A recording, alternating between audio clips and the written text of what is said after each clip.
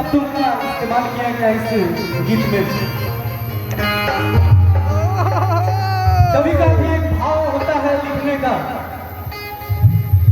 और सलाम है ऐसे कवि का जिन्होंने ऐसी रचना की। आप सब सुनिए इस गीत के माध्यम से। कैसे आज कन्हैया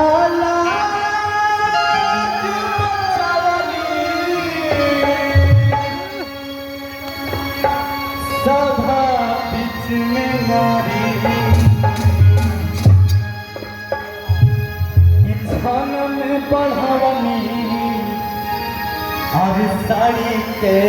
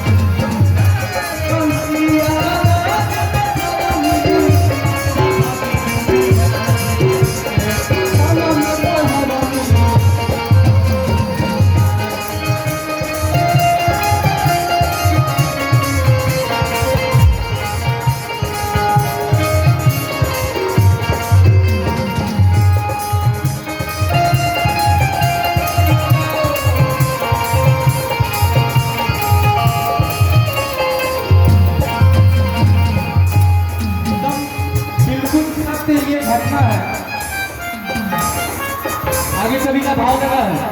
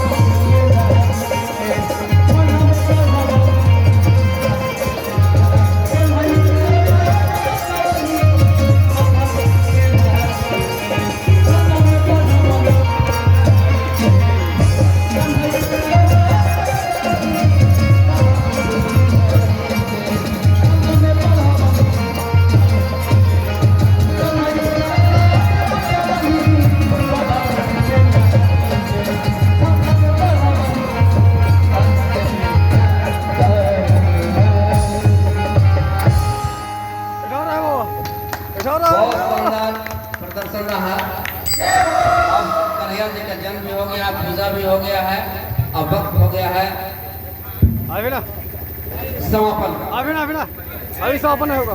अभी अनुज भैया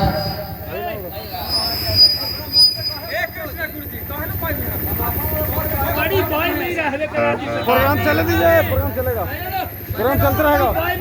भूख लगा अनुज भैया आए और एक बाहर अभी चले दीजिए, अभी चलेगा। चलेगा प्रोग्राम और तक चलेगा 4 बजे तक। आपको भूख लगा हुआ है हेलो हेलो 4 बजे तक।